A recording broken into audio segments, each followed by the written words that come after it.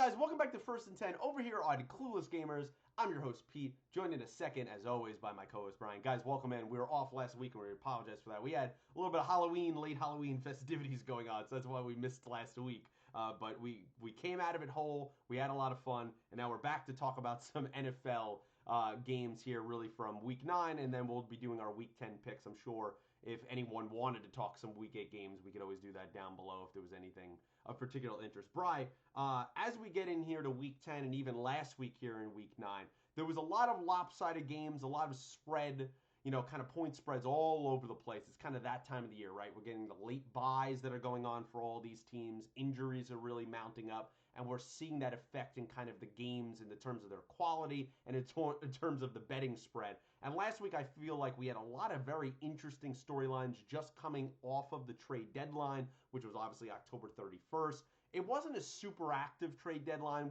Some pieces moved. The Commanders got rid of a couple defensive ends. There was a quarterback that we'll talk about traded from Arizona to Minnesota.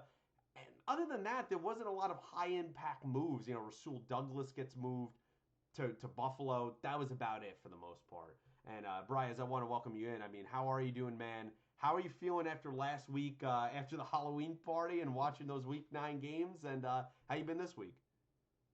Yeah, well, very good. I mean, I think I was the only one who didn't have a costume on at the Halloween function, but You're it's never coming gonna from be work. me. It's okay. It's all right. I'd have to say, even if I wasn't coming from work, I don't think I'd be, strolling in there in some kind of That's fair. Marvel costume or, something like that. But be that as it may, yeah, with another interesting week last week. Of course, we were in attendance for an NFL game on Unfortunately. Monday night where we saw the New York Jets kind of lay an egg, is Yeah. probably the best way to put it. I Yeah. think we went in with decently high expectations against a Charger team that is always capable of a letdown, and instead it was the Jets who had a big letdown. So, disappointment. Always fun being in the building Oh, of course. watching NFL football, but the result, not great. But other than that, had some good games. The NFC East clash between the Cowboys and the Eagles turned out to be a great game.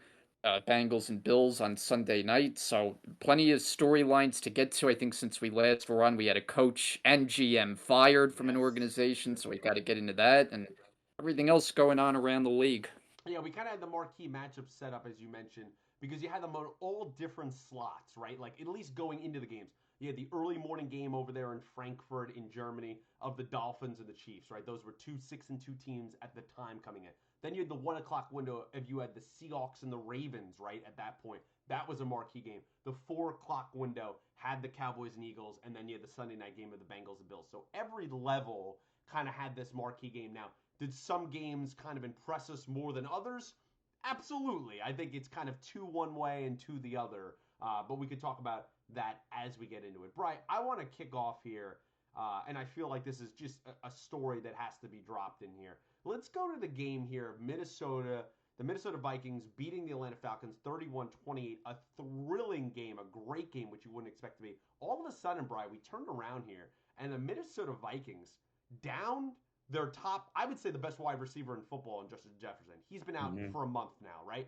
Kirk Cousins, who's been having a great season, torn Achilles a couple weeks ago. He's done for the season, right? We'll talk about his pending free agency as the season kind of comes to its end as we go more and more weeks. And this team on fire during this period after they start 0-3, they were 1-4, and they make a trade here at the trade deadline for Joshua Dobbs. Pretty much his job was done there in Arizona because they kind of decided, hey, we're either going to start the rookie, and I think it's Clayton Tune, I believe his name is, Yep. or we're going to have Kyler Murray back. Now, Tune started last week. Murray will start this coming week, and they pretty much told Dobbs, like, hey, this is it. Now, out of Dobbs' own words, I will say he said on one of these podcasts that he kind of was lied to by Jonathan Gannon because they said, hey, you're starting, then, hey, we're not trading you, and then he was benched and then was traded. So they kind of lied about their intentions a little bit there as the NFL business kind of goes. But he gets traded over to Minnesota, and this is what I liked because Minnesota, a team that was on the roll, got back to 500. They were like, you know what? We're not going to take it laying down that our starting quarterback is out, as most teams you would expect to do. They said, hey, we're going to make a little move here. It's not going to cost us a lot in draft compensation, and we're going to show the rest of the guys in this team that, hey, we have some belief here for the end of the season. And they go into this game, Bry, where they're starting the rookie Jaron Hall. You know, Josh Jobs got there on Wednesday. The game's on Sunday. There's no way this guy's going to learn the playbook, learn even his teammates' names, as we saw, to be starting. And Hall's in this game. He's kind of playing well early on. Boom, knocked out of the game. And in comes Josh Dobbs there for less than 4 days on the road in Atlanta, which has a pretty underrated defense. This guy doesn't know, as we've seen all the stuff that they made this week, all the on sideline videos and kind of him talking about it afterwards. He didn't know guys' names. The guys didn't know his cadence on offense of when he was hiking the ball.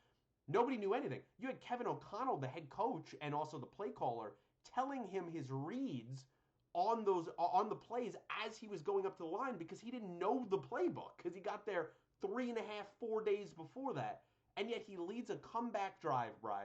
Leads a great offense, has a great day, and the Vikings pull out this game in Atlanta, and they're over 500. I mean, I just thought it was an incredible story. I mean, what did you think of that game? And do you think this is kind of a one-hit wonder thing, or do you think Josh Dobbs can make a little hay here? No, I really think he can make some hay because I think you have to look back to what he did in Arizona, and I know the results from a win-loss perspective weren't there. We know it was a bad situation, a bad team. I mean, everyone going in had the Arizona Cardinals basically not even winning a game. And you look at like the first 5 games, and they only won one, but they were competitive For in sure. most games, even against like some decent competition. And the leader behind that was Dobbs. He was playing good football. So I really like your take there too. Like with the Vikings, you lose Kirk Cousins, which is so unfortunate considering how great of a season he was having. But you don't just sit back and say, "Oh, we'll just ride it out with the backup that we have on the roster and Jaron Hall." They actually go out and make a move. So I really like that when teams decide to be aggressive and get just a body in there and one that has a chance to be better than that, which is what Dobbs does. So right away when I saw that, I was like, that's a savvy move by Minnesota. Never thinking, something like that where he can come into a game where he has no knowledge of anything, basically, on the road against, as you said, a decent defense, probably underrated, and to play the way he did, rally the troops from behind there, throw it, get it, the ball in the end zone late. Very, very impressive the job that he did. Yeah, he was also just great on the ground too. He was scrambling out of plays. He was making moves with his feet. He had that key fourth down scramble. He has the rushing touchdown that ends up going on.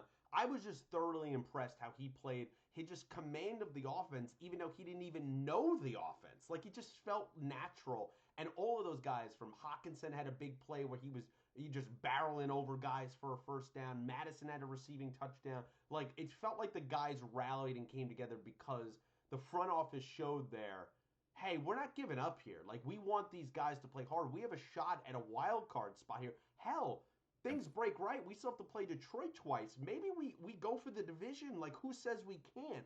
I like that mentality. Now we'll talk about in a second.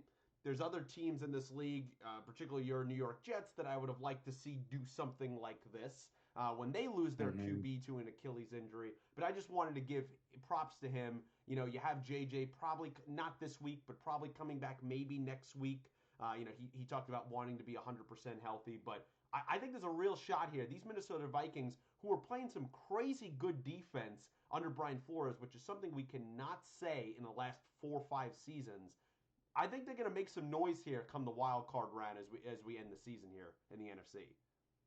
Yeah, and they've needed that defense to step up because, as you mentioned, they haven't had Justin Jefferson, their all-world player, for the last 4 games. Looks like they are going to get him back for this week, so that's obviously a big boost to the offense. But the running game hasn't been anything special. Dalvin Cook departed. It's not as though he's helped the Jets very much, but their running game hasn't been great with Alexander Madison. They tried Cam Akers. He's now out for the season. Yeah, So big blow unfortunate. there. So they really needed the defense to step up. And I think starting with that San Francisco game on the Monday night, we kind of saw a That different turned. version of the Vikings Yeah. defense. And they've really carried the momentum the last few weeks. No, I mean earlier today they did rule out Justin Jefferson.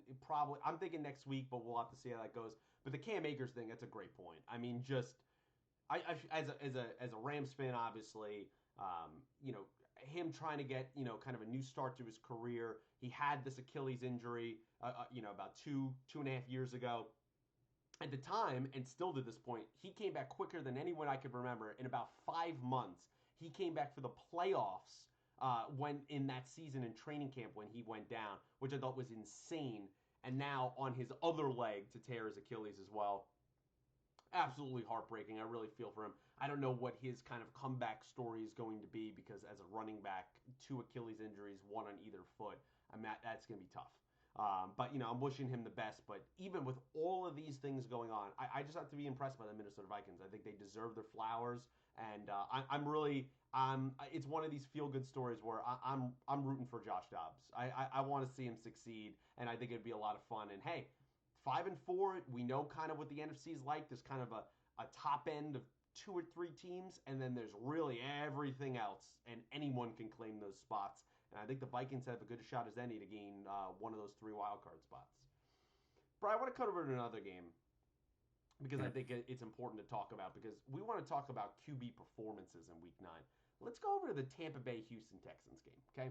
Tampa Bay Bucks, they played well in this game, especially offensively, right? But this team once upon a time ago, about a month ago, was 3-1. They're 3-5 now, right? They're in a skid. They got the longest losing streak in football right now.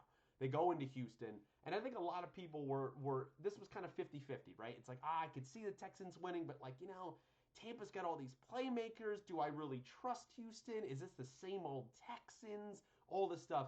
And you know what? CJ Stroud just goes out there and goes, you know what? I'm going to continue proving I might be the best rookie QB ever. Because the game he plays, he's coming off a game where he loses to Bryce Young, right? It was a matchup of the 1-2. Yep. Did not play well, right? Like that Carolina game for both teams was ugly, but particularly for Stroud. Loses that game. That's the Panthers at the moment. Their only win, including this past Thursday. And Stroud, at home, totally different quarterback, as you would expect for a young rookie QB. And this guy breaks the all-time record for a rookie QB's passing yards, 470 yards, throws for 5 touchdowns, no turnovers, leads a drive at the end of the game that's the game-winning touchdown in like 45 seconds.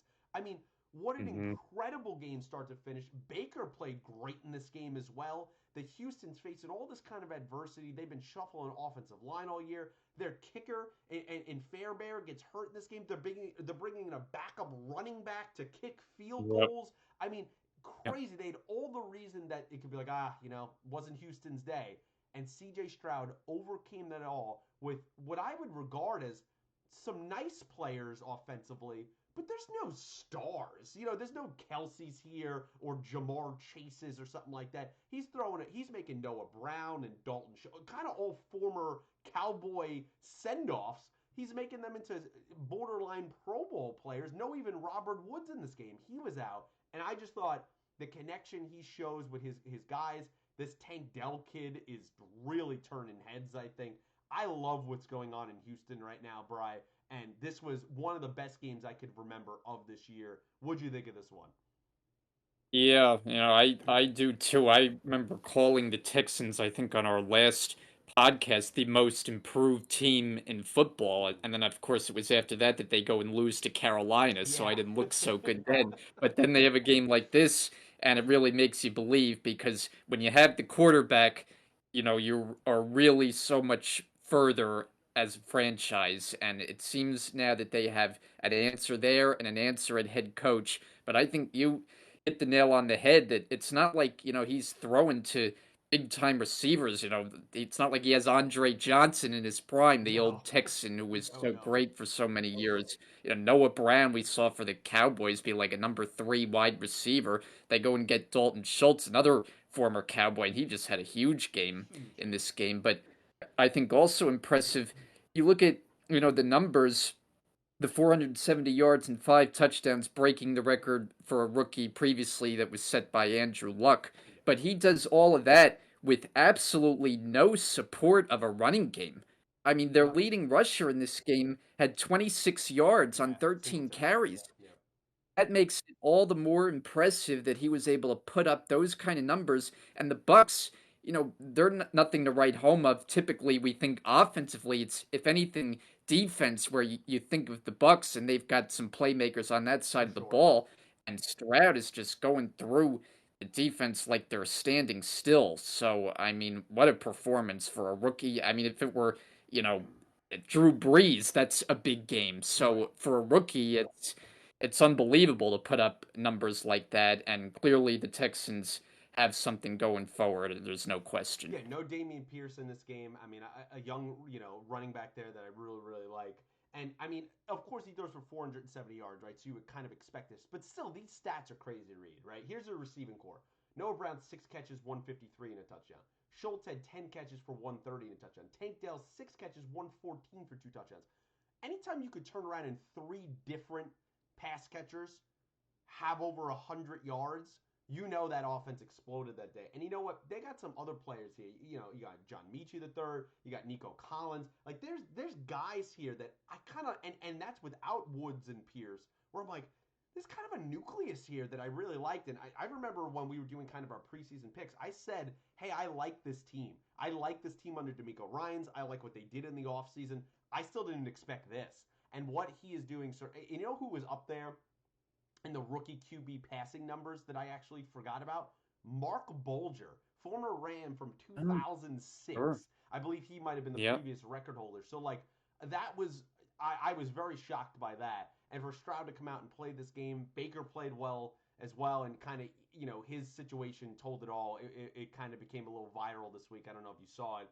And we're on the sideline. They end the game, and he kind of gives like a shrug of like, what can you do, right? Because they went down the field, they scored. You think the game's over, and then Shroud in less than a minute kind of wins the game for them. So, the Bucks are in kind of a slide here. I don't know what the situation is going to be for them going forward. Thankfully, they play in the NFC South, so they're still very much in the thick of trying to win the division. But for the Texans, Brian, you look up here. We'll talk about this when we get into our picks here for Week 10. They might get a little sneaky here for this seventh wild card spot. I'm just saying. I think it's a possibility the way some teams are faltering, other teams are kind of injury prone right now. I watch out for the Texans. They might be peaking at just the right time here as we get into kind of the second third of the season here of the NFL season. Yeah, and with the unpredictability of this league and how week to week it is, where you see wildly different Mm-hmm. performances from one week to the next. A team like that, that's exciting, that's on the rise, with a quarterback that already looks like a star, is a force to be reckoned with. Absolutely. I was thoroughly impressed. Let's say that. Brian, let's go over to one of the unfortunate New York teams, but we'll talk more about the Las Vegas Raiders. And this is the New York Yeah, there's Giants. two unfortunate Yeah, ones. Yeah, there I really think is. all of New York sports, if you conclude basketball, baseball, terrible. But the New York Giants, they went into Las Vegas. They end up losing this game 30-6 to the Raiders, and the Raiders kind of did the classic thing that you expect teams to do, especially in the NFL, right? There's a toxic work environment. The coach gets fired, which we'll get to in a second, and the team kind of rallies behind that. I picked this game outright. I took the Raiders with the points, not just because of the Giants situation or what was going on with their injuries and stuff like that. Even more took place during this game.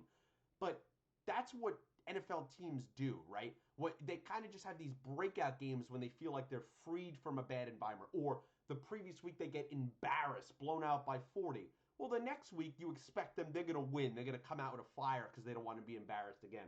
And that's exactly what happened in this game, Bry. I wanted, before we go to the Raiders side, let's just talk about the Giants a little bit. They come into this Mm, game, they've been injury prone all year, right? They've been banged up.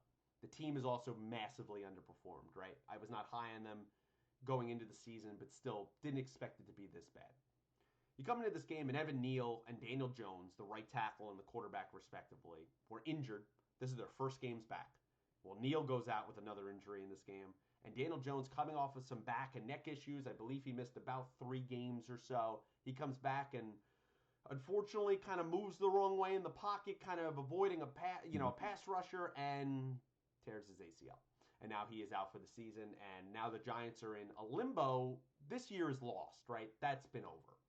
But now you're in a yeah. situation next year where, at least for next year, you're stuck with his contract, right? And then you could kind of get out of it the following year. You'll have to eat some dead cap.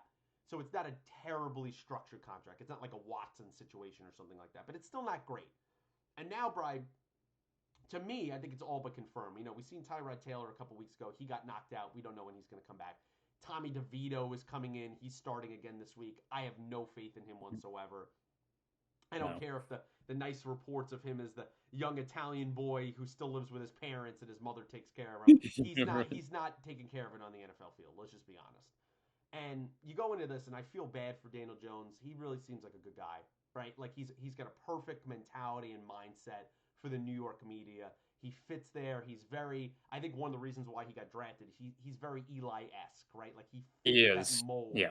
But Yeah. not every player, just because they might talk the same or they look the same, doesn't mean that they're going to play the same. And that's been very much the case here. And this Giants team is just very different than those old Eli teams with overwhelming defense and overwhelming defensive lines of Human Yura and Talk and Strahan. That's not here.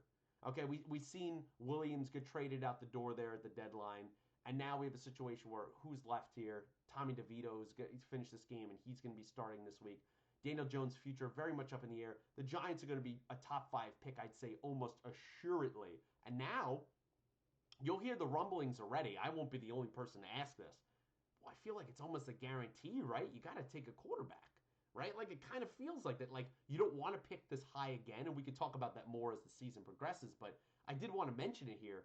This becomes a situation, and it's just so unfortunate for Daniel Jones. But my heart goes out to him. I really feel for him because that just sucks.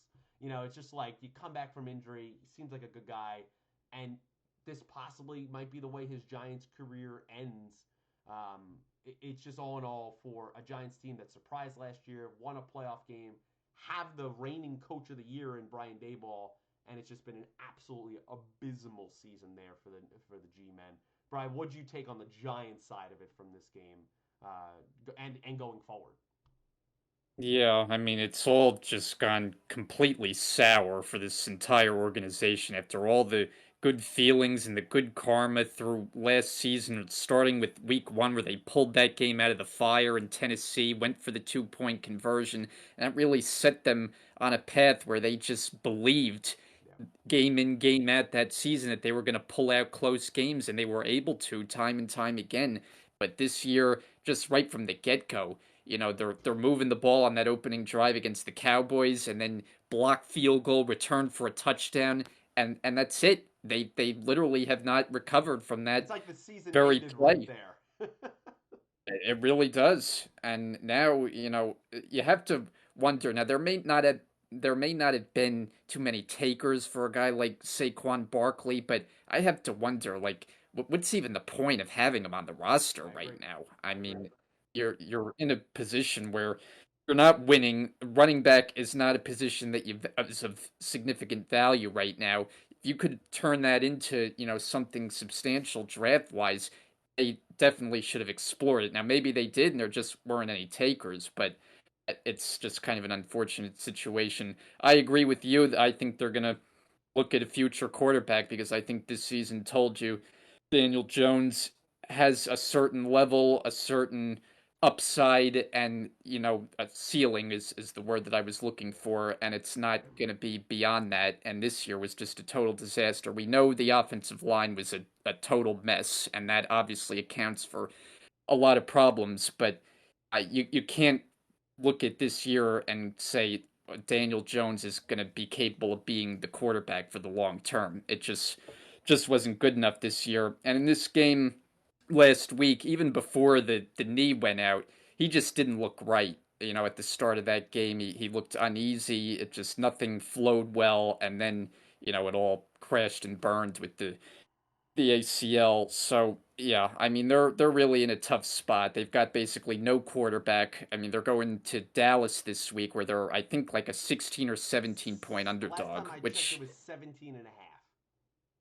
I mean that's It's almost unheard crazy. of for an It's like NFL game. college scores. I mean, it's crazy. And yeah, I mean, and to have a game where you're facing a team that's not exactly world beaters and the Raiders that was basically in turmoil. I mean, it just fired everybody under the sun, changed quarterback, changed GM, coach, Hmm. basically everything.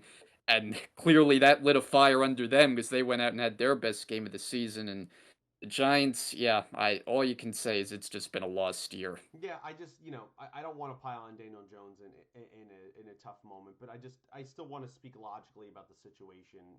It's just I said going into this year, I mean, listen, you could tell he hit his head on the ceiling last year, right? Like that was the best Daniel Jones and the Giants, that iteration of the Giants you can get. And Dayball and those players, they did great. But I said all offseason, even to my Giants friends, the guy threw 15 touchdowns last year. That was his best year. Like you just Yeah. giving him the money that they did. You had the contract situation as you mentioned there with Barkley.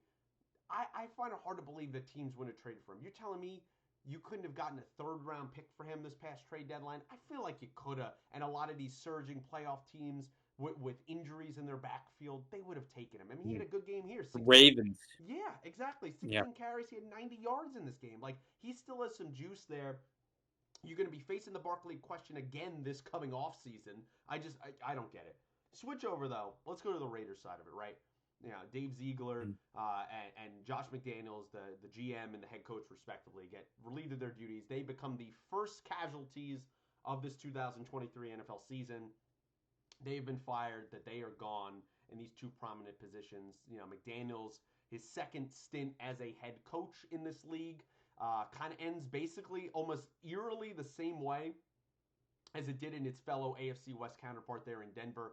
He doesn't even make it through his second season with the team. And I didn't like this hire, Bry, when it happened. He very much feels like a coordinator and a great coordinator, but that's what he is. Like, he just is. And even, I'll give him even his credit that, like, it wasn't, oh, it was just Brady. No, look, like, in the rookie year, Mac Jones, he had his best year, right? Like, he has talent as a coordinator. He's not the leader of men. We've heard this story again, not only in his two stops, but also in him. Remember, people forget, he kind of just bailed on the Indianapolis Colts, right? We can see the Yeah. mentality and the personality that he is. I mean, all the stories that came out in the last week and a half after he got fired, it seemed like an extremely toxic situation there. He kind of seemed like he was trying to be Bill Belichick 2.0. He seems like, and as a guy, I don't personally know him, obviously. I'm just reading the reports of verified sources. But he does seem, in Hmm. my perspective, in my opinion, a guy with extreme ego, and there's a lot of Yeah. arrogance there. And we see this in a lot of these kind of New England head coach Bill Belichick disciples, that they try to be Bill Belichick so much in the places that they go, and you can't replicate that. And when you have a situation where you're having Antonio Pierce, who ends up, former Giant, ends up taking over this team as Yeah. the interim head coach. When you have him get up and speak for you to the team to kind of rile them up, and he's talking about his, New York Giants experiences against those '07 Patriots, and then McDaniels after that reportedly says, "You never bring up that team here again." Like that's strange. That's like a massive, like, Yeah. immature ego situation Yep. there. And I think this is the last of we'll see as Josh McDaniels ever as a head coach in the National Football League. I think it has been there, done that. And now this Raiders team, they come out here, of course, as you mentioned, they just kick ass. They look great against the Giants, be the Giants. But even in the locker room Yeah. after, they're smoking cigars, they're playing music. Like, the vibe was just so much better. And sometimes that's all it takes. And now I'm looking at this Raiders team where I'm not predicting they'll make a run, but they're still 4-5. There's still a chance here, at least that they have a hope at that seventh wild card spot. And they might be a frisky team here come down the rest of the stretch.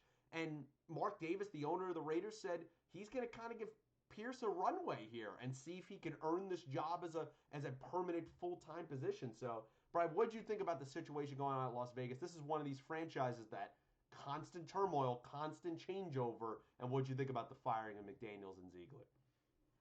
Yeah, well, first off, the celebration, I that seems to be a little over the top for me. I mean, to get a win against the beleaguered New York Giants. I mean, let's, kind of take it a little bit easy here. I know they're all fired up, and clearly, I think a lot of it was just how happy they were What's getting that? McDaniels out of Yeah. there.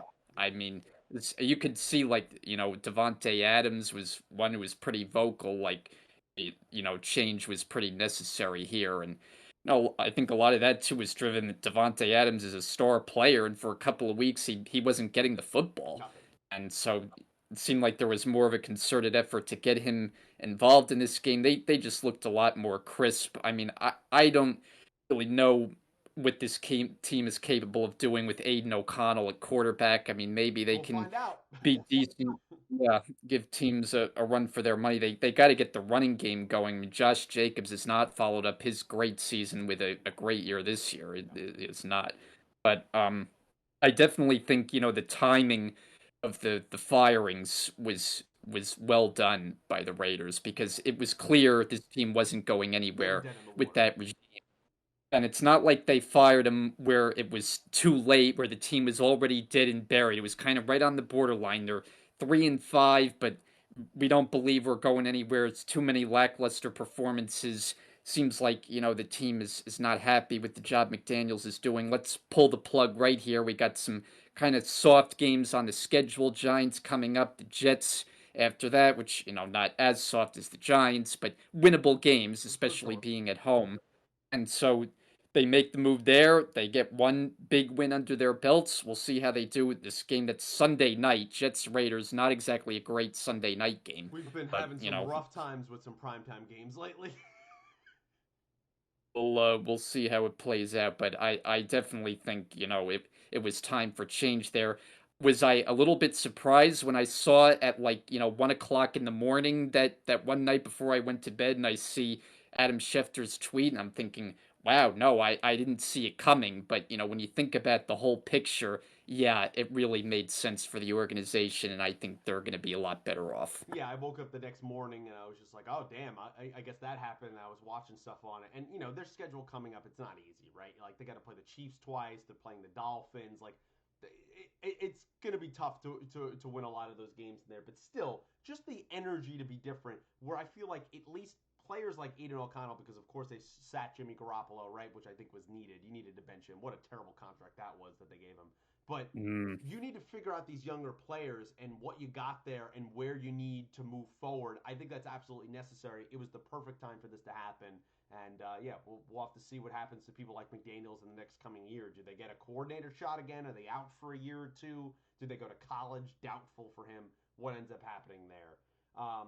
But I want to switch over to the big 425 game, America's game of the week last week. It was Cowboys Eagles, right? And this was a great game. mhm. This game lived up Yeah. to the billing. It had its offensive moments, it had its defensive moments, it had its controversy, its penalties, its lack of penalties. It was perfectly exactly what you expect from these two rivals in this rivalry game in Philadelphia. The Eagles here end up coming on top 28-23. They improved to 8-1. The only team in the NFL with only one loss right now. Crazy enough that one loss is to your New York Jets, which is still crazy. Really? It's just any Tell given me about Sunday it. in the NFL, right? And Dak Mm. Prescott, I want to give him his flowers on the other side of it because I know Yeah. we could talk about some stuff at the end of the game, right? He deserves definitely some criticism, but for the rest of this game, he played great. I mean, this is kind of the peak of Dak Prescott, okay? And you Yeah. know what? Under the radar, I will say I understand that they're very much a team that they play. They beat the crap out of bad teams, okay? And then like they go against this higher competition. There's San Francisco's, their Philadelphia's, and like they just can't get over the hump. Like they can't win these Mhm. games. But in Yeah. this game, I thought they deserved credit. I thought they played well in Philadelphia. In some ways, I thought they played better than Philadelphia did. And that game comes down to a couple plays there at the end where I think if we're in Dallas, the Cowboys win this game. Like, I think this is a very much, you're going to see a back and forth situation here. I don't think this division is entirely lost yet because the Eagles have a very difficult schedule here for the back end of the year. And Prescott, that's the question, right? Like it's been the question for what is this, his eighth season now? Can he have some level of consistency, right? Like if he plays Mm. anywhere, even if he plays 80% of that game, this team's going places, right? But it's always like he has these games and then he goes right down the tube again. And then he has a game where he Yep. throws for like 160 yards, one touchdown, two picks. Like Yep. it just doesn't make any Yep. sense. And I want to just, for this week alone, I want to give him his flowers because I think he's had a pretty solid season. He was fantastic in this game. I thought he played great start to finish. Him and his connection with CeeDee Lamb is maybe the Mm. best connection in football right now. I mean, it's like they're in each other's minds. They just know what each other are going to do. And, we could talk about the end of the game in a second, but I kind of want to get your thoughts overall on what you thought of Dak in this game. Absolutely. I don't see how you could think anything other than it was an excellent game he played. I mean, he didn't turn the ball over, no interceptions, 374 yards with 3 touchdowns, locked in, as you said, with CD all game long. I mean, CD goes for nearly 200 yards receiving. I thought he was. Look, we know he's always been talented, was a very high draft pick, star in college. Early on, though, when I watched him, I felt like, there was some inconsistency in his game where he had too many drops for a top I level agree. receiver. This year, he has been just excellent. He's I mean, cleaned it up. I think I saw maybe one drop in the game against Philly, but he really has been on the money this year, and that connection, as you said, has been spot on. Also, the tight end with Jake Ferguson probably had a career game for him too, nearly 100 yards and a touchdown. But yeah, Dak was great, and it's not like, again, like we talked about with the Texans, where C.J. Stroud not getting the benefit of a great running game. Cowboys, I really thought Tony Pollard was going to be better this year, and I Yeah, think nothing. you'd have to say it's been a little bit of a disappointment. Being that lead guy certainly It's tough. takes a lot more out of you. When you're consistently getting the ball 20 times and you're not being used as that change of pace to Ezekiel Elliott, where he was able to thrive the last couple of years.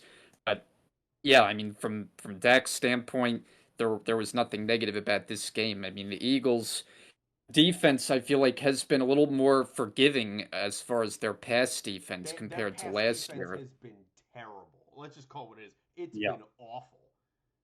So that's the thing is like Dak. I feel like in situations like that, he's typically going to play well when you put him up against a top level defense that's playing at its best. He's still just until he's able to beat that level of competition. There's always going to be that question: will he be able to do it? And until he does, the Cowboy fans are going to be chirping because, well, that's what they do. I mean, they're just like the strength that they have, the Eagles defensively. They can rush your quarterback. They got multiple 7, 8, 9 guys in there in that front seven that just wear you out. But if you can block up front, and the Cowboys did a great job in this game, that secondary is bad. I mean, they're bad. Slay, Byard, all these guys, doesn't matter. There's something not clicking back there, and it hasn't for now last season and this season, and they are getting shredded back there. I mean, we've seen some quarterbacks, they're not even like top level guys this season. They've had their best games. Mac Jones had his best game against this Eagles secondary. Like it's just Yeah. it's not good. It's not good. And that's one of the concerns I have of Philadelphia. Brian, let's talk about the end of the game though, because everyone was talking about it, right? There's a couple penalties that a little touch and go. Would you have called it? Not. You have the play there at the end where like Dak steps out. He could have got in, but he stepped out, and so then he doesn't get any points there. Then he throws to CD at the end of the game before the goal line, and it's like Yeah. everyone's criticizing, well, why didn't you at least throw it into the end zone and all that stuff? And I saw a couple guys this week that they were like, hey, I didn't believe it was Jake Ferguson or something. He should have cut his route different to kind of clear out the defenders, and CD would have been able to make that route deeper, and it just didn't happen. I don't know necessarily if I would chew Prescott up. I mean, yes, should he have stepped out of bounds at the end of the game there? No. I mean, yes, that was a mistake. That was a mental mistake on his part. But overall, I don't think that one moment or those couple moments takes away from his performance. And on the other side of it, I could ask you a twofold question here. What are you thinking about Jalen Hurts right now, right? Because he played an okay game, but he's clearly hurt. He got his knee banged up again in this game. What do you Mm. think the overall kind of height or ceiling is for this Philadelphia offense that if their star quarterback is hurt and is probably going to be hurt the rest of the year, maybe 75% of what he was, how far can this team really go? I think if you're telling me that you're playing with a hurts, which is not great to say, but I don't think this team has the ability to be a Super Bowl caliber team, which is what they have their sights set on. And they believe they have a team that's capable of winning it all, and certainly they do when all the pieces are together. But when you have the leader of the ship, the quarterback, not playing at his best, where his turnovers are up this year, he just clearly has not been as accurate. I don't think they're going to be able to get to the promised land this year. I think they'll wind up getting beat. I also think they need to find a way to be more balanced. They were kind of clicking with that running game, DeAndre Swift, for a while, but that's kind of cooled off lately. I mean, they've got great pass catchers. Now they are down Dallas Goedert. That's a big loss. I That mean, is he's kind of the security blanket of that out offense, about but a month or so. AJ Brown, yeah, but AJ Brown is just on another level right now. And we go back early in the season, he was kind of griping about not getting the ball, and we were kind of calling him a little bit of a diva. Well, maybe It it worked. was worth it because since then Yeah, he's just been balling out. So I mean, there's not a better number two receiver in the league than Devontae Smith. I don't think that's a stretch to say at I love all. him. So they've got all the pieces, but the quarterback's got to be healthy and playing at his best, and if he's not, that certainly puts a crimp into their chances. I mean, I don't think there's any question. Yeah, for sure. I got to give the Dallas defense a little bit of credit because AJ Brown was on a historic tear. I believe 6 straight games of over 125 receiving yards or more. This game only has 66 yards. He's held relatively in check for a player of his caliber. But Hurts, listen, I'm going to give him his flowers too in the way that he's maybe one of the toughest guys in the league. I mean, this guy just You're giving guts. out a lot of flowers I am. today. A lot of flowers. I am in this game. I'm just a florist. I'm just giving out flowers here. But this this guy is so tough, man, both mentally and physically. And you could see how bad that shot he took to his knee. He's limping. It's kind of how they go to the half. And to gut this one out and still play an okay game and keep his team kind of, they take the lead, bang, right quick, 2 touchdowns in there in the second half, and to keep them in the lead there and maintain that. I thought it was thoroughly impressive. I just have to wonder, well, when you go against some of these other more physical teams, the Niners again, or you get into playing some of these AFC teams potentially if you get that far for a Super Bowl run, you don't get Hurts healed up. I don't understand how you're going to do it, and it's very hard to get players healed up to that degree during the season. It's almost impossible. So a lot of takeaways from this game, really enjoyable, and I'm very much looking forward to the rematch that will happen in a few weeks over there in Dallas in early December. Brian, let's talk about one of the final games here that we want to talk about from Week 9. 2 more to go here. I want to talk about the Bills Bengals. Let's just touch on this game real quick. It's the big Sunday night extravaganza last week. I mean, this is, you want to talk about teams that played last year in the divisional playoffs. The Bengals in Buffalo in the snow sent the Bills packing, pretty much Hmm. dominated that game. These teams played each other a lot over the years. Of course, there's a lot of hype here because pretty much in the AFC, it's really, Allen, Burrow, Mahomes. Those are kind of your guys. And then Lamar when he's been available, and now Trevor Lawrence and Herbert kind of somewhere in that second-ish tier or something like that. And you get a matchup of these two. And Brian, I don't know if maybe you'll take the Bengals, but I want to take the Bills here. We've been talking about the Bills, and I've been talking about the Bills the last few weeks. This team's in a lot of trouble, Brian. In a lot of trouble. And I think it's just fair to say, let's just call it what it is. I'll outright say it. This team better watch out because they're in trouble of missing the playoffs. They are. They're getting close. They're 5-4 now here. They lose this game and they've lost key members of their defense at every single level. And linebacker and Milano, and defensive tackle and corner and Tre'Davious White, safeties. They've lost a lot of guys on this team. And just add in Rasul Douglas from the Packers that's not going to solve all your problems. And this offense, it's something we've talked about for I feel like about a year and a half here on this podcast. When are people like Gabe Davis or anyone else going to emerge as the second pass catcher on this team? And I think at some point we just have to go, well, this current iteration, they're not gonna. It's just gonna be Diggs and Allen or bust. And that's pretty much it. And to me, when you play upper echelon teams that are on a roll like the Bengals came in this game in Cincinnati, you're just not gonna win. And I just think this Buffalo team, with the injuries they've had, they have underperformed a little. There is also an element of the loss of Brian Dayball. And then you know what? Maybe a lot of us have kind of overvalued some of the talent here on this Buffalo team. Maybe they're just not as good as we thought they were because we saw them 2.5 years ago have a wondrous playoff run. and they've kind of never returned that. I'm not saying that as a guarantee. I want to do that as kind of a thought exercise. I wanted to pick your brain on what you thought of that because I think this team in Buffalo is in a lot of trouble here for the rest of the season. You've pointed that out on more than one occasion as this season's gone on. I think all the points are fair that you make. I gotta tell you, I just have a feeling they're going to figure it out and be okay. I don't know what it is, whether I have too much faith in Josh Allen. I've seen him at his best look like the best quarterback in football at times. I mean, he's just that dynamic when it's clicking, when he's using his legs and he's getting outside the pocket. I mean, he can make throws that nobody else can For make. sure. Not even Mahomes, not anybody. He just has physical gifts that he's blessed with. And yeah, he gets into trouble because he can be loose with the football, and that's really where a lot of the problems come from. But I think if this team can find a way to be more balanced, we've seen them at times have a decent enough running game led by James Cook, but too often they just seem to get away It's from it, inconsistent. and their Yeah. offense just becomes too one dimensional. But I just have a feeling that as the games go on here, and I know the schedule does get tougher. I mean, they've got a game this week where they're playing Denver. See, that's a game to me they're gonna win handily at home. I mean, maybe you think otherwise. I think they're gonna look their best.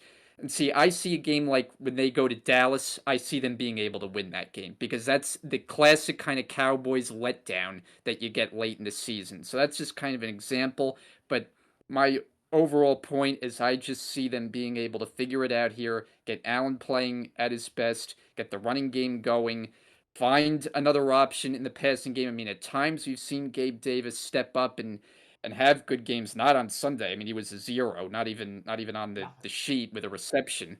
But I still maybe we do overestimate the talent, the quarterback, and the overall talent of the offense, and certainly the injuries on defense is a fair point to bring up.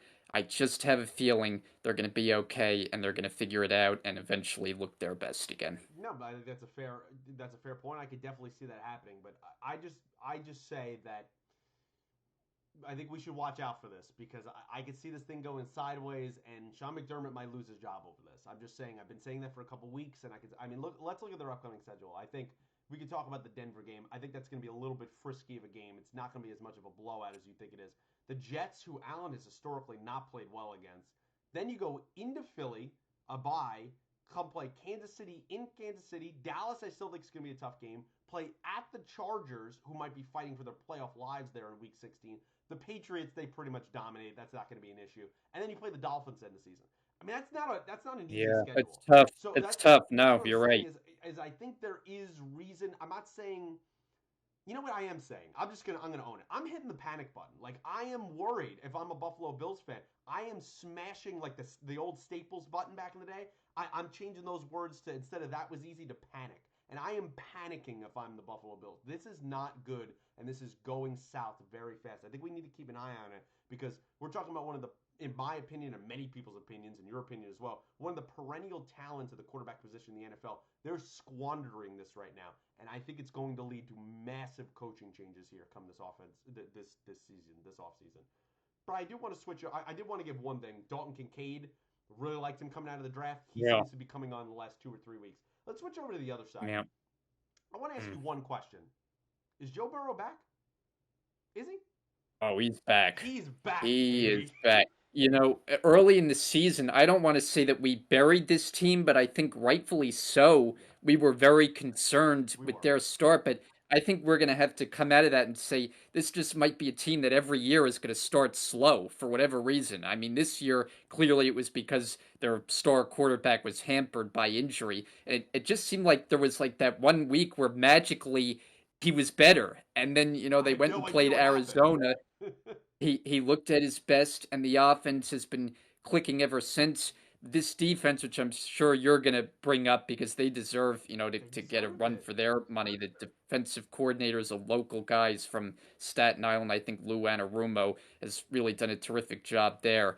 But as I focus on the offensive side, so many issues that we saw earlier on just seem like they're cleared up, and it obviously looks so much better when Burrow is healthy, because that was clearly what was hampering them early. We know about all their great pass catchers. Now that kind of leads you into a little bit of a concern because now you got T. Higgins with the hamstring right Mm-hmm. after he was kind of finding his groove here at his best game of the season, and now he's going to be out this week. And an interesting game, which we'll get to our picks against Houston, but no gimme by any Real stretch. interesting game going on this week. Real interesting. And the Bengals at full strength, you would say probably will handle their business, but suddenly you got Higgins out. Chase was on the injury report this week as Mm-hmm. well.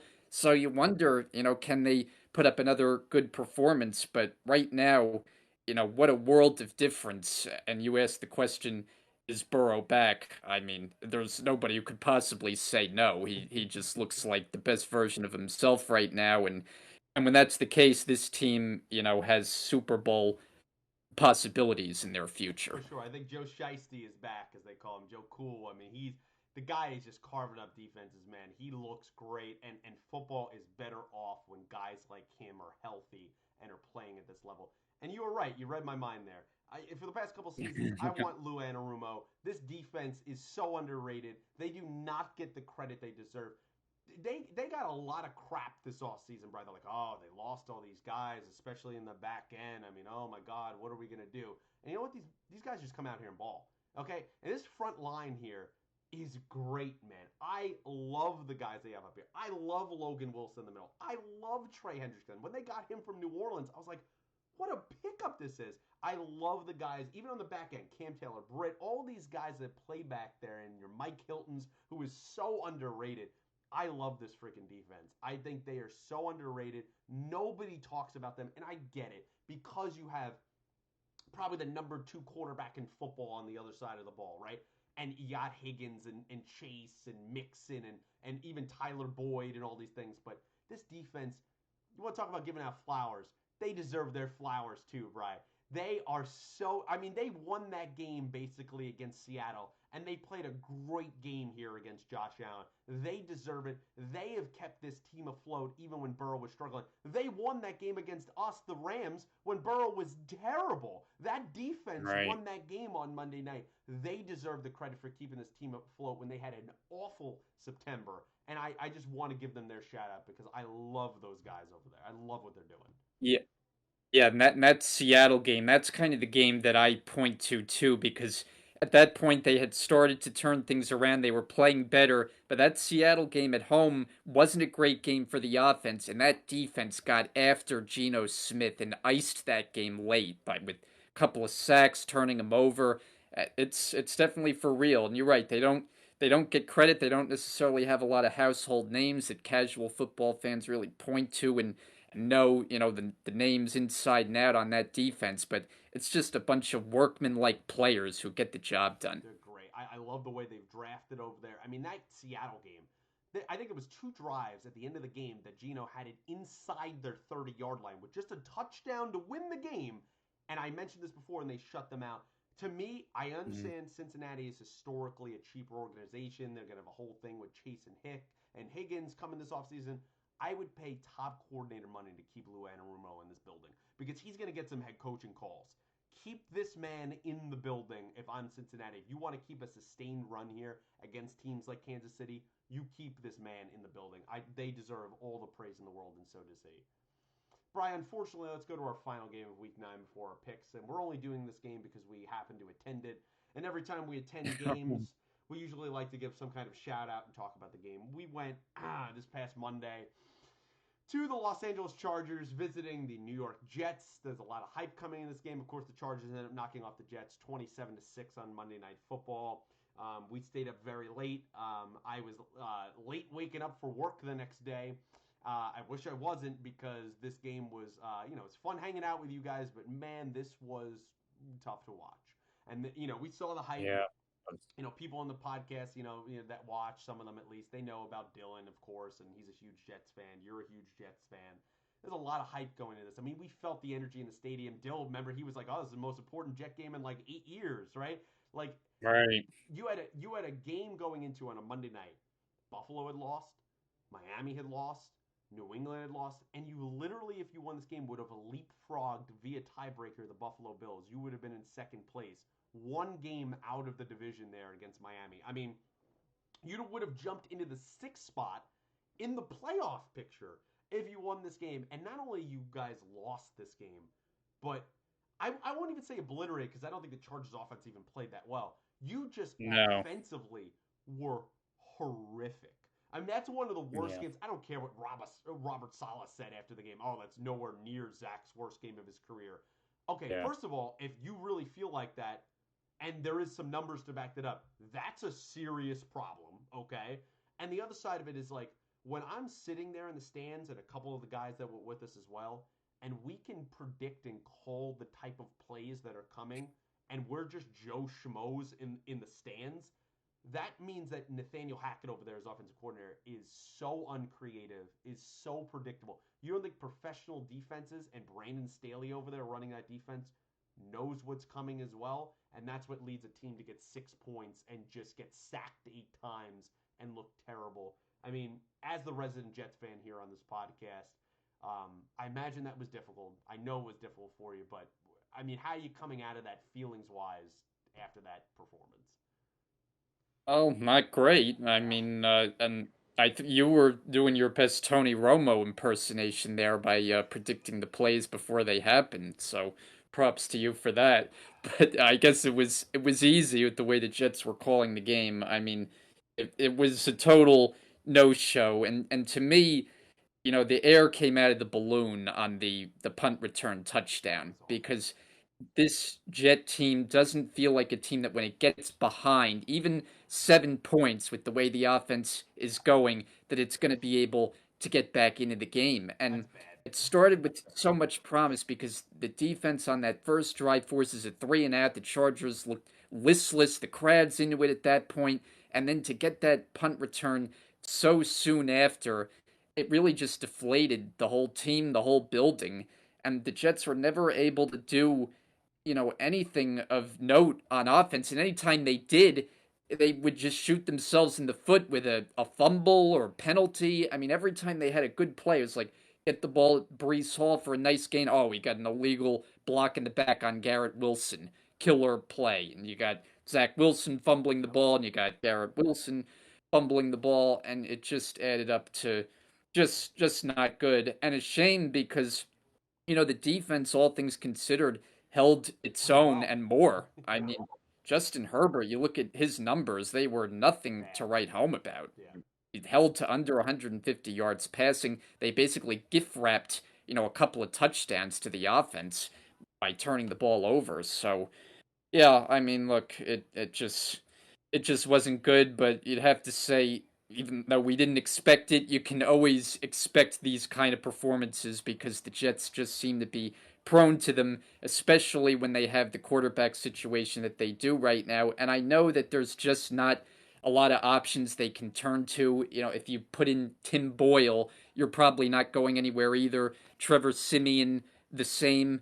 So you're kind of stuck, but it just feels like he might have a one good game out of six, and you're like, oh well, maybe you have something here. Well, no, the other 5 games he was terrible. Yeah. So it's just not going to be good enough. And they've got plenty of pieces on both sides of the ball to be a potential winning team, but they just get held back by this quarterback, by the play calling, and just the whole overall struggles of the offense. It just continues to bite them. Brian, I mentioned this a little bit earlier. I teased it a little bit, but this is exactly what the Minnesota Vikings did that you guys didn't do. You should have been in the Josh Dobbs sweepstakes. You should have been even in the offseason if you want to go all the way back then. Zach Wilson should never be on this team. He should not be the backup this I season. agree. You I had agree. an almost 40-year-old quarterback that you had to expect with that offensive line was going to get injured at some point. Personally, I thought it was either ignorant or arrogant that you didn't think he would at least get banged up at some point. I'm not saying you particularly. I'm saying the Jets organization as a whole. That's Hmm. problem one. Problem two is Zach Wilson's not an NFL quarterback. He's not even a backup. He's not an NFL quarterback. He's done. Like this is it. And I would find it hard pressed to see almost any team pick him up and him be on an opening day roster, even as a third stringer Yeah, next season. He's bad. His I career's agree. over. It's Yeah. over. That's it. It's done. I think immediately you change to Trevor Simeon. That is your only option. I think it has to be better. And I'm telling you right now, and I mentioned this a few weeks ago, and God, I hope I'm wrong for you and Dylan and other Jet fans. I'm telling you right now, there's something weird going on here. The press conference that Robert Saleh and then his radio interview and all the stuff that went on the past week. Yeah. There's something weird going on here because it doesn't feel like he's in control of his football team. It feels like someone either in ownership or Joe Douglas, the GM, is making him start Zach Wilson. Him to say plead the fifth. Yeah, Okay. I saw that. Nah, there's something going on here because why wouldn't you just say, hey, even if you didn't believe it, wouldn't you just say, and he had in past weeks, we believe Zach is our best option. He knows the playbook the best. This is the guy we're going with. Right. To say that is almost like he was trying to tell us, hey, this isn't me. I'm not making this choice. It's somebody else. This thing goes sideways, which it very well could. Like, they're 4-4 right now. They're still technically very much in the mix, right? They tank, which they very well could here, and this goes bad. I told you this, and I hope I'm wrong. He's gonna get fired. Robert Saleh gonna get fired, and your boy over there, Nathaniel Hackett, gonna be the head coach next season. I'm telling you right now, that's Rodgers' boy. He already was outspoken in the offseason, and even when the whole Sean Payton controversy was going on, that he believes he deserved a fair shake as a head coach. I'm telling you, that's a possibility down the pipeline. So I'd be very concerned as a Jets fan there because there is something, that whole plead the fifth thing and everything else, there is something really bad going on there. Of that, to me, that means that's like, and I like Robert Saleh, and I'm like, does he not have control of his team? And you have the other brooding situation that even if he does, this budding situation, how much longer is this great defense going to keep withstanding this? They're not going to start looking at their head coach and going, Bud, what are you doing? You're going to start Zach Wilson week in and week out, and this man is, by all metrics, all analytics, is a bottom 2 or 3 quarterback in the league. Some cases is the worst QB in the league, and that includes some backups. He's terrible. Mm. You have a game here, 49 pass attempts on offense. Are we kidding? That's what we're doing, Zach Wilson. I'd be very concerned. You want to talk about panic buttons? There's man overboard going on here in Florham Park because something's going on here for the Jets. I mean, even if they had a guy like Gardner Minshew right now, I said they're that. in I said so that much Monday. I said it Monday. a better position. They really are. It's a great point. A couple of things on what you mentioned there, which I agree. I mean, as soon as I saw the quote, I was like, "Wow, like that Not is good. not something I expected to see." But I don't like when you have interference from general managers, and this seems to happen in other sports too, namely baseball, where you've got the general manager that's basically writing the lineup card. Mm-hmm. I can't stand that. Let them do their job. Let the manager and the head coach do theirs. There's got to be a separation. If Robert Saleh doesn't want to start Zach Wilson, he should have full autonomy to be able to say he's benched. We're going in another direction. I don't care that the GM made him the number 2 pick in the draft. Thank That's you. not what's best for the team right Thank now. you. That to me that is unacceptable because of your mistake. You gotta run him out there. It just doesn't make sense. So I'm fired up about that right now I because love it. I I absolutely love it. Go off, Brian. so yeah. I mean, look, the bottom line is when you watch him play right now, and many analysts have broken this down. It's not like I'm breaking any ground here, but there's just no pocket awareness No. whatsoever. I mean, how many times do you watch him just be running around, backing up like 10 or 15 yards, having no clue to go with the football and just taking an awful sack at an inopportune time? That's like the biggest thing with him. We know he can throw the ball. He's got a good arm, but he just has no awareness of the position whatsoever.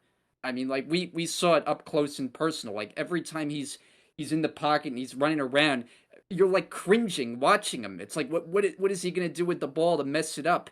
And it's really unfortunate. The final thing I'll say is I really believe that Salah gets a reprieve this I year hope so. because he was supposed to coach this year with Aaron Rodgers as his quarterback. And when that went down in flames in the first game of the season, to me, he gets this year.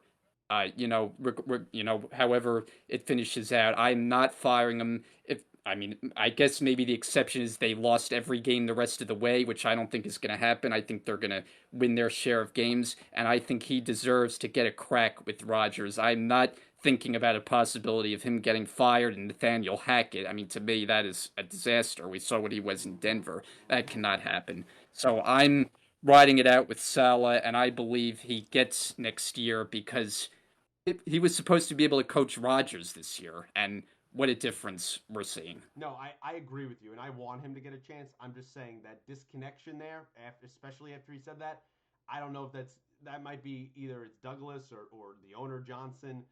They might be pushing him out the building there. That might be a situation there. To me, the Jets have one thing and one thing only to do this offseason. Every piece of resource on their draft capital that they can afford in scouting and everything else, even now, and in free agency, they better be beefing up this offensive line. That is their number one. It should be the only thing that they think about is fixing that offensive line because it is terrible. And I want to say one of the final points I want to say is I mentioned the Gardner Minshew thing when we were there Monday night, for sure, right? Where would this team have been better off? And there was talk about him before you guys were going to get Rodgers, right? Not only that, but there was a play, Brian. We watched it, and the one thing you get from going to the games, even as bad as this one is you get to hear the crowd reaction live, right? Nothing is Right. uncensored. You hear the passionate fans around you. When Zach Oh had yeah. that one play on the Charger side of the field where it was, I believe, 3rd and 8, and he could have ran for a first down Mm, wide open, and he kind of did like a soft pitch there to yeah. Brees. Right there, I thought everyone was completely out at that point, and we were even yelling like, "What are you doing?" To me, that's a guy that is playing a little scared. He's thinking too much. He's so concerned about turning the ball over, even though he did have 2 turnovers in this game via fumble, that he just doesn't know what to do, and that's why he's running back and taking sacks 10 or 15 yards later. And you have a player, and we talked about this, coming out of the tunnel after the game, that basically got drafted number 2 overall because the Jets A needed a quarterback and they couldn't get Lawrence because they screwed themselves out of that. And B, he had one amazing throw in his pro day where he kind of spun out to his left, threw the ball like 60 something yards. It was a great throw. It is so ironic to me, Bry, that this team never throws or even attempts to throw the ball past 15 yards. I don't get No. it. Like the guy Yeah. does have one of the biggest arms in football, but you would never know it because they never even try. I mean, how much worse Mhm. can it get, Bry? If he's going to go out there and start every week, who cares? Run some go routes and just throw the ball 50 yards. I mean, maybe something happens. Just try. Yeah, I agree. So Yeah. I Yeah. I think Hackett is an issue too, and that's the whole Rodgers effect as well. But man, your Jets are in a lot of trouble here. I mean, they were already, and it's every time they get to this point in the season. I feel like we've had this 2 or 3 times. They could seize their destiny. It's right there. Goes right away. Every single time. I just don't understand it. It's crazy to me. Oh my God. Enough of the torture of that for you. Let's go over to the week 10 picks. Oh boy. Of course, Bry, we weren't live, obviously, and we weren't doing it for these picks. We had the terrible Thursday night game that already happened, the Panthers and the Bears. One of them, maybe, in terms of the marquee matchup, maybe one of the worst sells you can have in the last 5 years. I mean, you had a 1-win team and a 2-win team coming in this, and one Yeah. of those teams in the Bears owns the draft pick of the other team, so it doesn't even really matter who wins. But the Bears ended up winning 16-13 behind Tyson Bagent. That was a horrible game. I hope no one actually wasted time and watched that, unless you're a fan of those teams. Then I understand. Let's go over to the games here for Sunday. We start off in Frankfurt. It's our second week in a row here in Germany as the NFL keeps trying to force down our throat international games. The Indianapolis Colts, they'll play the Patriots, who have the honor of being the home team over there in Germany.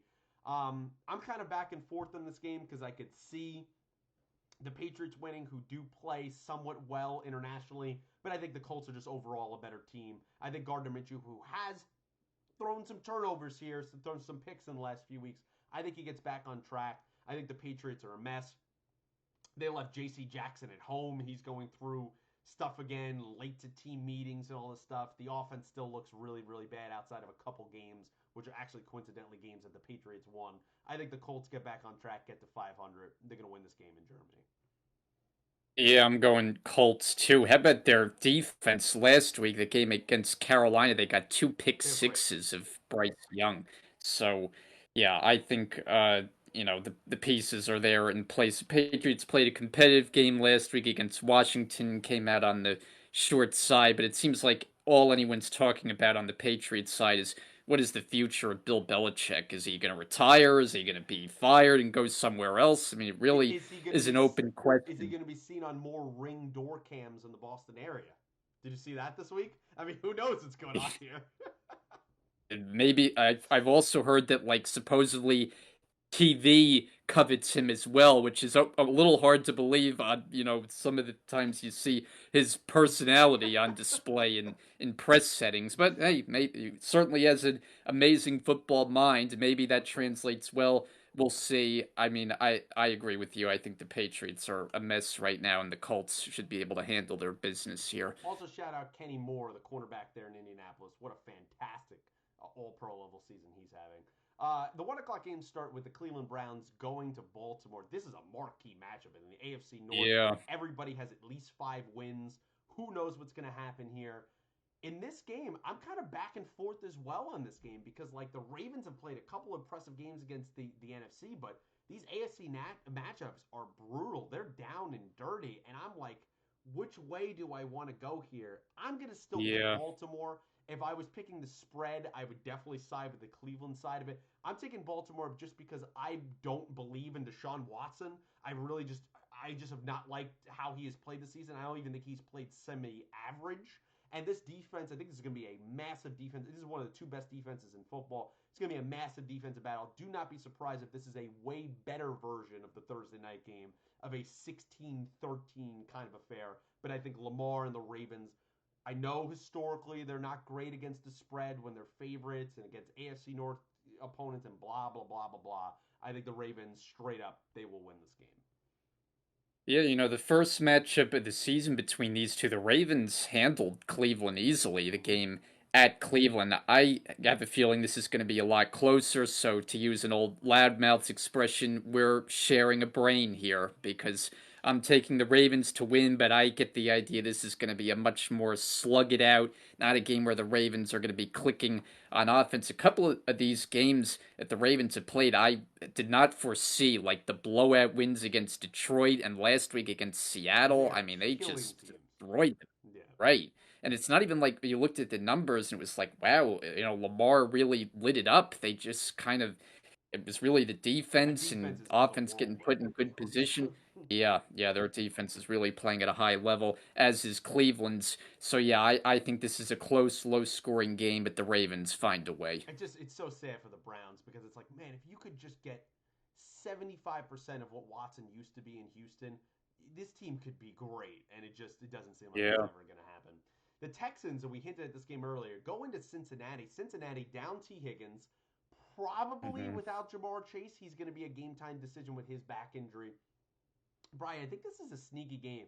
I'm going to pick Cincinnati because I gave all that praise to that defense, and CJ Stroud has so far this season been a different QB on the road. But this is going to be another like 2016 really low scoring game because I think the Texans, they'll struggle to move the ball against the Cincinnati defense, and Cincinnati's going to struggle to score because anytime you're without your two pass catchers, your two all pro level pass catchers, that's just bound to happen. It's going to be a down and dirty game. If I was taking the points as kind of not even a backdoor cover, just a straight up cover, I would absolutely take Houston here. I viewed the line the last time I looked was about 6.5, but straight up, I'm taking the Bengals to win this one at home. So is that true? Do we have that confirmed that Chase is going to miss this game? He's a game. I So believe you he is a game time decision with his back. So, I mean, like, if you're telling me he's going to be out, and we already know Higgins is out with the hamstring, I might go Houston straight up. I mean, if you're telling me they're going to be without those two dynamic players and the Texans, all the momentum from last week, the good feelings, the good vibes. We documented before how much we like this team. Maybe the Bengals do for a slow game here. They've been so hot lately, but suddenly, down a lot of firepower on offense. Give me Houston. Mm-hmm. I think this is a spot where you can get an upset. I'm riding CJ Stroud to continue that momentum. I'm going to take the Texans, take a Yeah, shot here. as of 2 hours ago from ESPN and Bleacher Report, he's questionable. He's a game time decision. He's hopeful. Jamar Chase said that he can return. He was a limited participant on Thursday and Friday practice. So, kind of in my mind, Okay. given last week he only had 4 catches, he was kind of meandering around. I don't know if he's going to play this game. We'll have to end up seeing what happens. The Niners going to Jacksonville, coming off the bye week, one of the marquee matchups of Week 10 here. The 5-3 Niners, all worldly a few weeks ago, best team in Yeah. football. Everyone said looked unbeatable, destroyed the Cowboys in prime time, lost 3 games in a row now, and now they go into Jacksonville, who nobody's really talking about, but they are just winning and winning and winning down there, and they're 6-2. They look good. They've won internationally. They came back home and won. And they have more of a physicality of this team.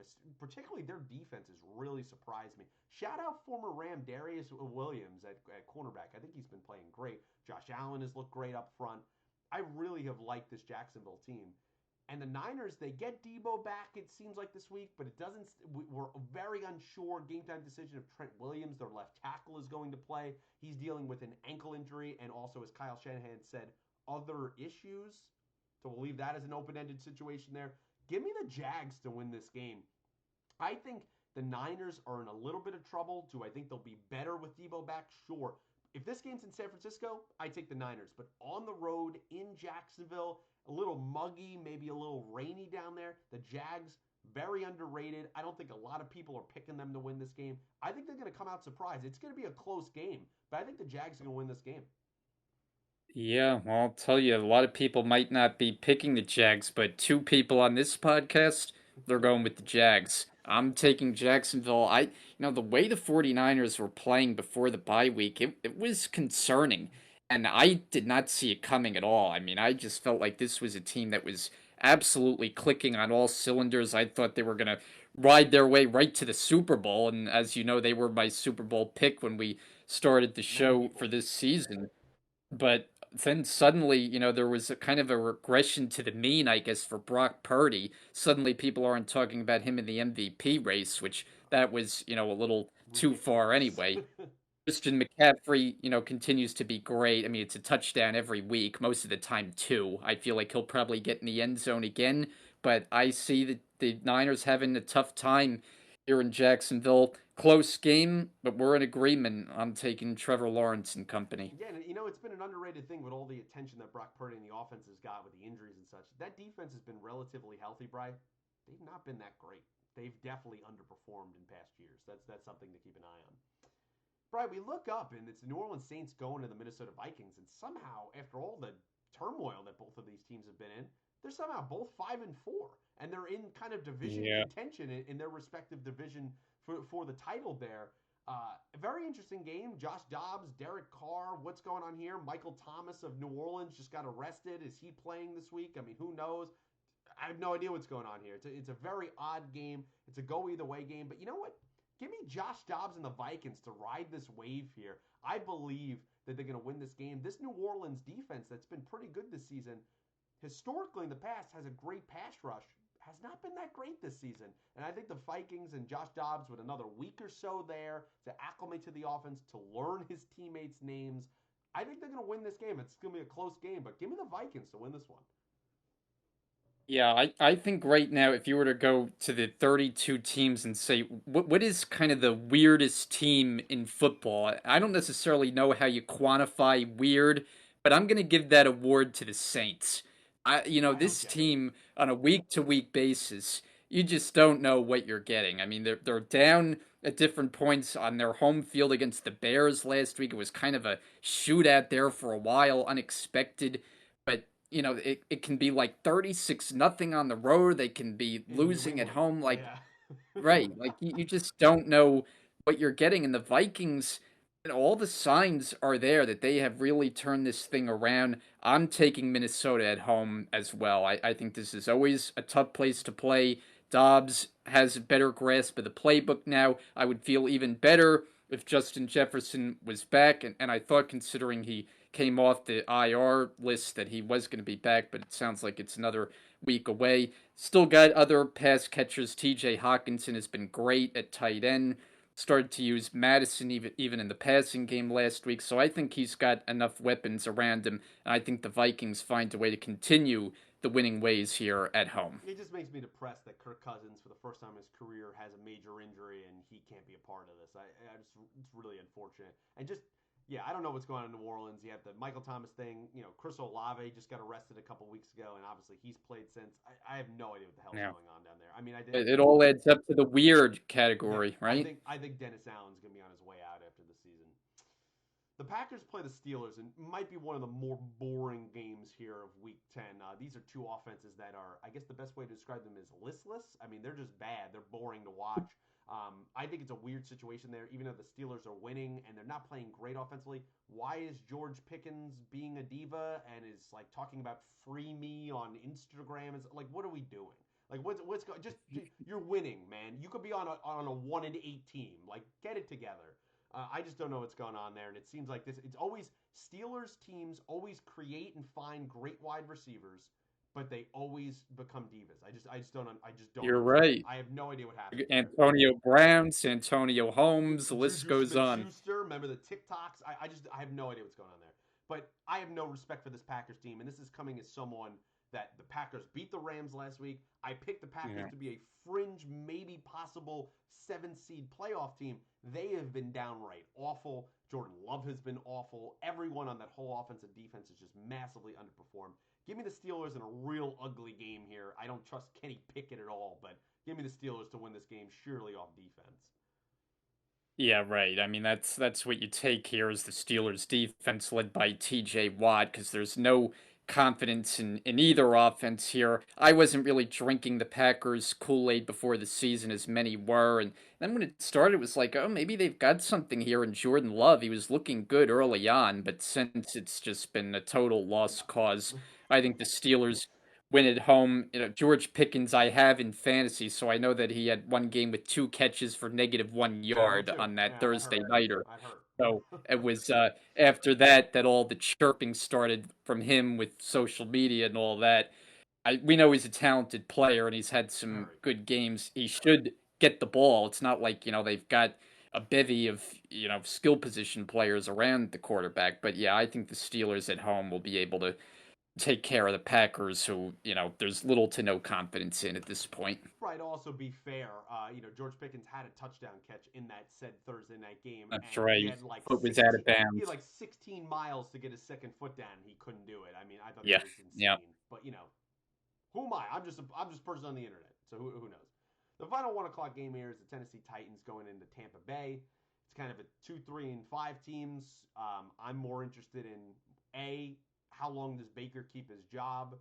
And B, man, do we have something here with Will Levis? Like, what's going on here? I'm taking the Bucks to kind of bounce back and win this game. I mean, it's a go either way game. These are two bad teams. I mean, it doesn't really matter here. But I think the Bucks overall have a little bit more talent. They're at home. They're going to win this game. But I'm really excited to see the Will Levis show. Like, is this guy for real? Has it been a couple all right decent weeks? I want to see what the Tennessee Titans have in a possible future franchise quarterback. But give me the Tampa Bay Bucks in this game. Yeah, I mean it's too early to know if he's a franchise quarterback or if he's, even the answer for the next year even, but for right now he's the guy. In the 2 games that we've seen, he doesn't look like a rookie. Like he looks very poised in the He talks pocket about it. He and looks calm. uh, Yeah. yeah. And so I'm riding the Titans in this game. Now I don't necessarily feel great about it, but the Bucks are what they are. They had their little offensive outburst last week with the 37 points. I think that comes crashing back to earth here, and they get held under 20. I see Will Levis making enough plays. Maybe Derrick Henry breaks a long one, and the Titans find a way to get a win on the road. Yeah, it's gonna be an interesting game, but just not something I'm overly keeping my eye on tomorrow. Another No, game that I'm no, not keeping my eye on is the 4:05 game between the Atlanta Falcons and the Arizona Cardinals. I mean, I guess the more no, exciting yeah, thing no. here is Kyler Murray is coming back. So like, how is he going to play coming off his 11-month rehab with the ACL? Is he going to play well enough for this back end of the season that they keep him and don't actually draft a QB here again? Very much what they did in his situation with him and Josh Rosen a few years ago. Will that end up kind of coming back to bite him on the other side of this? I think at home Cardinals kind of living off the vibe of Kyler Murray, I think they're going to squeak out a win here. I don't really have a lot of respect Wow. right now for the Falcons with Taylor Heineke. I like a lot of elements on this team of the Falcons, except they don't have a quarterback. And you want to talk about weird head coaching things this week. What the Yeah. hell was Arthur Smith talking about? He gives a 5 minute explanation about why Bijan Robinson doesn't get the ball at the goal line and then said Tyler Algier is their best short line, goal line back. What are we talking about? And I even like Arthur Smith. I thought that was one of it was basically 5 minutes of not answering the question. It was a waste of my life watching that video. Give me the Cardinals to win this game in a close one. We'll see what Kyle Murray does on the way back. Yeah, I mean, I'm going the other way here. I just don't have enough confidence in the Cardinals. I think, there's going to be some rust with Kyler, as long of a layoff as he's had without playing. Now, do I feel great about the Falcons side of things? No. I mean, I would say I have a modicum of more confidence in Taylor Heineke than I do Desmond Ritter, Yeah, but, that's not exactly saying much. But there's just been a lot of weird things going on with their offense. Like not only Bijan Robinson, but Kyle Pitts not getting the Drake ball. The fact that London they're throwing it more to Jonnu Smith. Yeah, all right. makes And then no Drake London, sense. your number one receiver, he doesn't get the ball. So I said the Saints are the weirdest team. Well, the Falcons are 31A, and maybe you could make the argument that they're Absolutely. 32. I mean, so they are definitely a weird team, but I just think here the Cardinals are basically nowhere as a franchise right now. I don't get the idea Kyler is going to have a very good game his first game back, so give me Atlanta Yeah, on the this is road. definitely a go either way game. I could see that. Lions go to the Chargers. And, the Chargers kind of treading water here. They basically at this point need every game. I mean, the division is lost, right? That's over. But if they want to have a wild card spot here, they need to win games like this. And the Lions, coming off some embarrassment not long ago against Baltimore, coming off a bye, I think the Lions, I know they're not at home, but Los Angeles, it's not like the Chargers have this great fan base, home fans there in SoFi Stadium. Give me the Lions, bounce back off the bye. I think this is going to be a good game, but I've not overly been impressed with Herbert and the offense this season. There's injuries that they're dealing with, and I think the Lions are going to win this game outright. Give me the Lions. I'm actually going the other way here, Wow, and okay. it's never it's always dangerous, let's put it that way, when you pick the Los Angeles Chargers. But I will say that I feel like they have kind of found themselves a little bit. Now we know they didn't necessarily play their A game against the Jets offensively. No. They kind of more did that Sunday nighter against the Bears, where I think that was the last time we were on. We thought that might be a close game, and the Chargers kind of flexed their muscle in that game. We know this team is talented, and it's just a matter of putting it together. But I just get the idea this is a spot. The Lions on the road don't necessarily trust them as much. They've been great when they've been at home against kind of the cushier competition, if you will. This is a tougher game for them. I think the Chargers, that pass rush, Bosa and Khalil Mack Yeah. is tough. And we know the Lions hold up well with the offensive line, but I just get the idea Chargers are gonna put forth a good performance here at home, take down what is I do think the Lions are the better team, but I think the Chargers get the win Yeah, here. I'm really fascinated on how this matchup goes, and this is going to be big deals for playoff seeding and even getting into the playoffs going forward. The 425 games kick off with, unfortunately, America's game of the week. It's the New York Giants going to the Cowboys. I don't think we have to spend a lot of time on this. Brian, I'm taking the No, Cowboys no. outright. Tommy DeVito starting for the Giants. I'm honestly, I have taken the cover of 17 and a half. I believe the Cowboys, they play downhill against bad teams. Brian, this game has like 55 to 10 written all over it. I mean, this is going to be bad. This is going to be a bad game. If you're a Giants fan, don't even put on the game. It's going to be a blowout among blowouts, and you're in Dallas. You saw what they did in New York. It was 40-0. Don't even turn on the TV if you're a Giants fan. Give me the Cowboys all the way. 55 to 10. Oh boy, that would be a rough one. I don't think it'll be that bad. I think it'll be bad, plenty bad, and I probably would lean toward taking the points here with the Cowboys to cover at the 17 and a half. I mean, yeah, there's not really much more to elaborate on. I think the one point is like the Cowboys when they've been at their best, their defense not only takes the ball away, it scores touchdowns, and you can very easily see a couple of those in this game to blow it out of Oh, water. yeah, you could absolutely see that. The final 425 game is the Commanders Seahawks. I actually think this game is kind of interesting. You look up at the stats and you have to adjust your goggles a little bit, your glasses, and you look and you go, is Sam Howell the second leading pass yards quarterback in the league? What the hell is going on here going into week 10? But it is true. Those stats are legitimate. And going into Seattle, where the Seahawks have been embarrassed in recent weeks, I think this is going to be a close kind of nip and tuck game. But give me the Seahawks with the 12th man. I think they're going to win this game, but it's going to be close.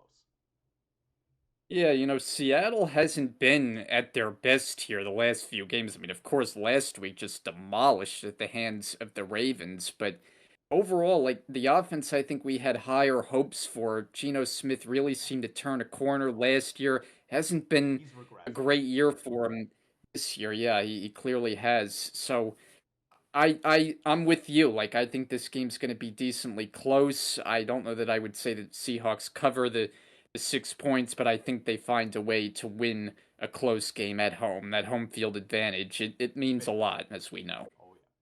The Sunday night game here, as we talked about earlier, is the Jets and the Raiders. Man, there is some rough Yeah. primetime games this season. This is, I mean, a game that the Jets need, but I'm sorry, I just have no confidence in Zach Wilson right now. Honestly, if you were starting Trevor Siemian this week, I'd probably pick the Jets. But he's bad. I mean, he's really really bad. And I think Max Crosby is gonna eat his lunch this week. Give me the Raiders. They're riding the vibe. They're not gonna have a great season, but you're playing the back-to-back New York teams. What a recipe to get your season back on track. Give me the Raiders here at home. Going to be an ugly game, but man, Zach Wilson is just he should not be a starting quarterback. He should not be a quarterback in the NFL next year. Yeah, I would love to pick the Jets here, and at times I'm thinking, yeah, I'm kind of leaning towards picking them here, but I just can't bring myself Man, to pull the trigger and make the pick. Like the matchups are not in their favor with the offensive line issues and Max Crosby, as you mentioned, and the Raiders team that has actually played decent defense this year. which is Now, weird. last year it was an unmitigated disaster. I Awful. mean, it was one of the worst defenses in NFL history. And this year, like their offense has really been putrid most of the year, but their defense has kind of kept them in games. So I just think the Jets are going to have a tough time even moving the ball against this defense, and Raiders clearly, like you said, they're riding the wave right now with their new interim coach. I'm not necessarily sure that he's the long-term answer there, but for right now, players seem to like playing for him. It's a tough one, and honestly, if the Jets lose, you can make the case that that's it for them because Yeah, I would say it so. just feels like it's going to be tough to bounce back. Tough games they have on the schedule to come, but yeah, I unfortunately am in agreement with you and have to take the Raiders here. Yeah, it's a tough spot. I mean, the Jets need this one. I kind of hope they win it, but I have no confidence in Zach, especially seeing him live this last week. And then another exciting game, the Monday night game is the Denver Broncos, the 3-5 Broncos going to the 5-4 Buffalo Bills. We talked about the Bills. Broncos honestly have actually played better of late in the last They month or have. so, both defensively and offensively. I actually would pick them to cover. I believe the last time I checked, this was a 7.5 point spread. I believe they'll actually cover this. I don't expect the Bills to really blow out almost anyone but the bottom level teams in the league. Give me the Bills to win in the straight up, but I think this is going to be a close game. And oh my lord, what's going to happen if the Bills somehow lost this game? I don't think they will, but man, they better hope that they do not. Give me the Bills to win it in a close one. Yeah, I mean, we're in agreement on the Bills pick. I'm of the opinion that this will be more on the blowout side. Okay. I just feel like we're gonna get the Bills A game here. Plus, yes, the Broncos have showed some signs their last couple of games. They've had a little more life offensively. It certainly has been better play from Russell Wilson, the offense in general, but Broncos have a lot of problems. There's no sugarcoating it. I think the Bills here in this spot put up a big effort and, score 30 plus, win something like, 35-13. Damn. Okay. So you're going on that side of it. I mean, yeah, there's a lot of big games here. We're getting late in the season. Not hitting the end of the season button here, but it is week 10.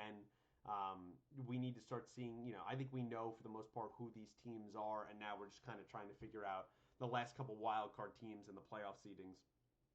Big game there for the Bills. They really cannot. They got some tough games coming up. They cannot lose to the Broncos at home.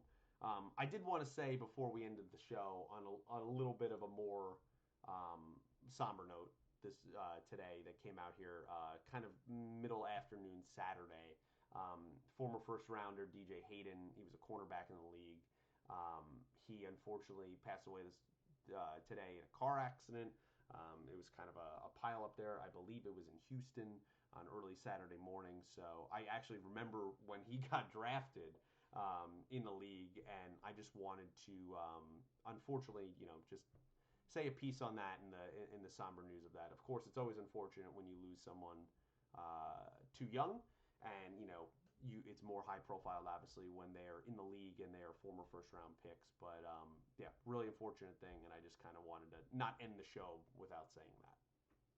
And it hits harder, when it's a player that we've seen play. It's because it means that they're of a much younger age, but also, you feel a little more of a connection, when you've actually seen them, as opposed to when you hear of a player passing who played for the 1952 Bears. And it's like, oh, that's sad, but, is a lot older, and we don't really know that much about him. So, yeah, I did happen to see that scrolling through today. Former first round pick. We talked a lot about the Raiders, guy who played for the Raiders. So, yeah, very, very tough to see anything like that. Yeah, 33 years old, and obviously this podcast in its small ways because it's is best to his family and friends during that time. That's something you never want to report and see, and that sucks, especially when it happens in such a just a freak way of a car accident. But guys, that's a somber note that we're ending on. But thank you so much for listening to First and 10 this week here.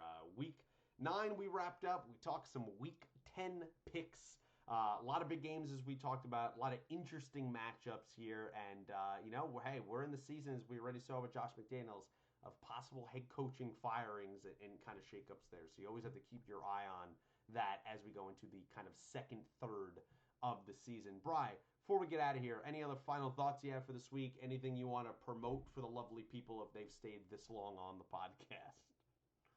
Yeah, well, my final thoughts are like you can't have a possibly worse trio of primetime games. I mean, normally you look forward to the primetime games. It's the elite of the elite in the NFL. Now, a lot of times the Thursday nighter doesn't necessarily stack up, but you got a Sunday night game that's kind of lackluster, a Monday night game that's not getting you excited. And even like in the Fox, the 425 window, and we're gonna watch the Cowboys just demolish the Giants, and you're gonna have the number one team there, Kevin Burkhardt, our old buddy with the Mets for all those years, and he's gonna be calling that game. It kind of takes a little of the steam out of the week. But even with that the case, every football Sunday is to be treasured because there's only so many of them, and regardless of the matchups not being up to snuff, if you will, you know, we love football and will follow nonetheless. Yeah, that's where they got us, Bri. We're big football fans. We watch even the terrible games, and that's how they have their hooks in us. But yeah, it's been bad. This is a bad week from the Thursday, the Monday, and the Sunday night game, and that Fox game. All awful games. I mean, just maybe you can get a gem and it ends up being a good game, but for the most part on paper, terrible. Thankfully, next week, I believe we get Bengals Ravens on Thursday Night Football. So at least Oh, that's at yeah, least we're getting a terrific. marquee matchup going into that game. But for the Let's moment, hope the Bengals get back to full strength, and exactly. that'll be a Yeah, great because we game. would love to Yeah. see that. But yeah, that's our thoughts here for the week, guys. If you stayed this long, as always, we say thank you so much. You can see everything in the description, our links and timestamps and all that stuff down below. Of course, we'll always talk to you in the comments if you so choose. We love to talk football all the time. And yeah, like the video, subscribe channel, share with your friends if you still be so kind. And until next week of First and 10, guys, thanks for watching.